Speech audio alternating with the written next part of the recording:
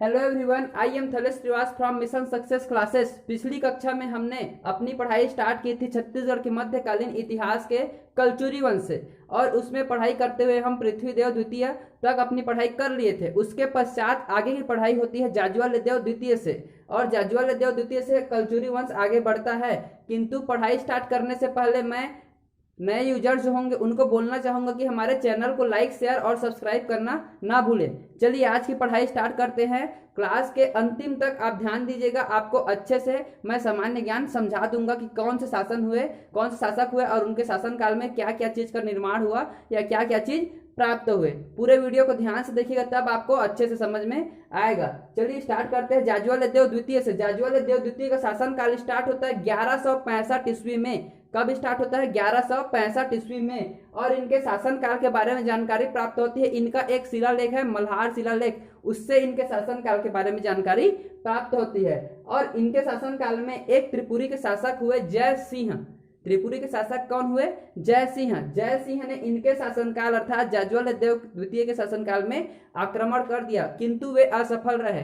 अब त्रिपुरी के शासक जय सिंह ने इनके काल में आक्रमण क्यों किया ये भी बता दे रहा हूं। जब इससे पहले हम लोग प्राचीन इतिहास पढ़ रहे थे तब मैं बताया था कि जाज्वल्यदेव जो प्रथम हुए, और उस समय त्रिपुरी के जो रतनपुर के शासक थे जाज्वल्यदेव प्रथम, और उस समय त्रिपुरी के शासक थे कौन? यज्ञकर्ण। उस समय जाज्वल्यदेव प्रथम ने प्रत्यक्ष रूप से इनकार कर दिया और कह दिया कि आज से हम त्रिपुरियों की अधीनता अस्वीकार करते हैं, आज से हम त्रिपुरियों के अधीन काम नहीं करेंगे। इसीलिए तब से त्रिपुरी के जो शासक हैं वे रतनपुर के शासकों पर लगातार आक्रमण करते आ रहे हैं। और जाज्वल्यदेव द्वितीय के शासनकाल में भी रतनपुर पर आक्रमण किया किन्होंने? त्रिपुरी शासक जय सिंह ने, किंतु इनका आक्रमण क्या रहा? असफल रहा। और उसके पश्चात जाज्वल्यदेव द्वितीय के शासनकाल में एक और चीज देखने को मिलती है कि कलहड़ देव ने शिवरी नारायण में चंद्रचूर्ण मंदिर का निर्माण करवाया। किनके शासनकाल में? जाज्वल्यदेव द्वितीय के शासनकाल में निर्माण करवाया। आगे देखें तो आगे आते हैं इनके पश्चात जगत देव या जगदेव के बारे में बात करें तो इनके बारे में जानकारी प्राप्त होती है खरौद शिलालेख से। और खरौद शिलालेख का निर्माण कब हुआ था? 1168 ईस्वी में। खरौद शिलालेख से इनके बारे में जानकारी प्राप्त होती है, और उसका निर्माण कब हुआ था? 1168 ईस्वी में। और अगर उसके बारे में हम बात करें तो खरौद शिलालेख से यह जानकारी प्राप्त होती है कि जगत देव के शासन काल में एक ब्राह्मण हुए जिनका नाम क्या था? सोमराज। नाम याद रखिएगा, जगत देव के शासन काल में एक ब्राह्मण हुए जिनका नाम क्या था? सोमराज। और इन्होंने क्या किया? सोमराज ने ही जगत देव के शासन काल में केसारेश्वर मंदिर का निर्माण करवाया। किसका निर्माण करवाया?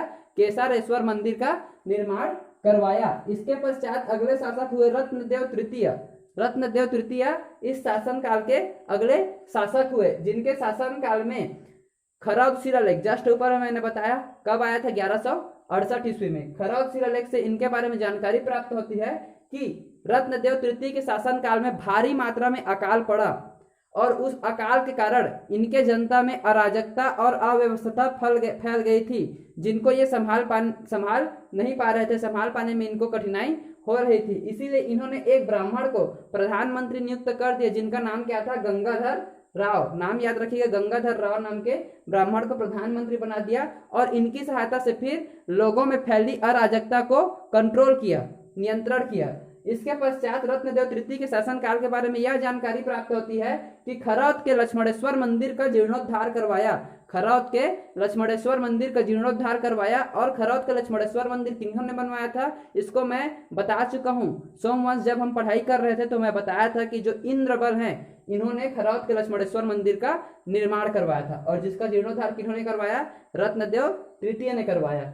और आगे जानकारी प्राप्त होती है कि रत्नदेव तृतीय के शासन काल में लखनी देवी मंदिर, जिसको एक वीरा मंदिर के नाम से भी जाना जाता है, क्या? लखनी देवी मंदिर या एक वीरा मंदिर, उसका निर्माण हुआ। कहाँ निर्माण हुआ? रतनपुर में। याद रखिएगा, एक वीरा मंदिर या लखनी देवी मंदिर का निर्माण कहाँ हुआ है? तो रतनपुर में हुआ है।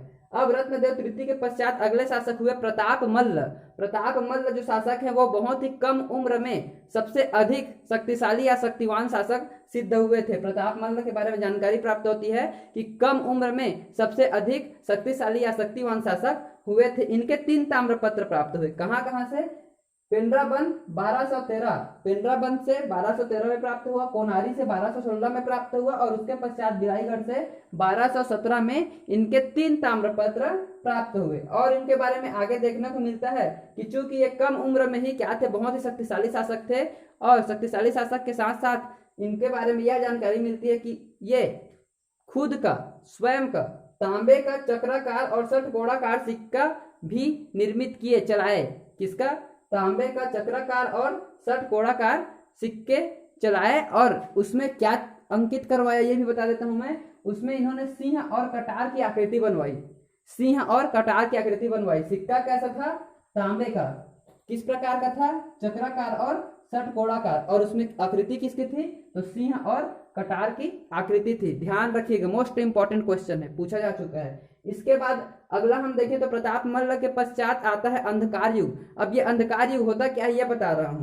प्रताप मल्ल के पश्चात जो इनके अगले शासक हुए कलचुरी वंश के, उनके बारे में जानकारी नहीं मिल पाती है। और प्रताप मल्ल के पश्चात डायरेक्ट 200-300 वर्षों पश्चात सीधा बहारेंद्र शाह के बारे में जानकारी मिलती है। तो प्रताप मल्ल के पश्चात और बहारेंद्र शाह के पहले उनके बीच में जो भी शासक हुए उनके बारे में जानकारी नहीं मिल पाती, उनका कोई साक्ष्य नहीं मिल पाता है। इसीलिए उनके शासनकाल को अंधकार युग के नाम से जाना जाता है। ठीक है, कितने वर्षों तक? लगभग 250 से 300 वर्षों तक के जो शासक हुए उनकी जानकारी नहीं मिल पाती है। किनके बीच की? प्रताप मल्ल और बहारेंद्र शाह के बीच के शासकों की जानकारी नहीं मिल पाती है। और आगे बात करें तो इसी अंधकार युग में जब इनके जानकारी नहीं मिल पाई तो अब 250 से 300 वर्ष के बीच में इनके जो कुछ शासक हैं रतनपुर से लाहौरी चले गए। अर्थात रतनपुर के जो लाहौरी शाखा है वह कहाँ चला गया? रायपुर चला गया। और रतनपुर से रायपुर जाने के पश्चात वहां भी फिर किसकी स्थापना कर दी? कलचुरी वंश की स्थापना कर दी। आज के पढ़ाई में बस इतना ही मैं बता रहा हूँ कि प्रताप मल्ल तक कहाँ से? जाज्वल्य देव द्वितीय से प्रताप मल्ल अंधकार युग तक। अब अंधकार युग के बाद आता है बहारेंद्र शाह का शासनकाल। बहारेंद्र शाह के शासनकाल के बारे में पढ़ाई करेंगे हम कल के वीडियो में। किंतु अगर कोई नए यूजर होंगे तो मैं उनको बोलना चाहूंगा कि हमारे चैनल को लाइक, शेयर और सब्सक्राइब करना ना भूलें ताकि आपको अधिक से अधिक जानकारी प्राप्त होती रहे। धन्यवाद।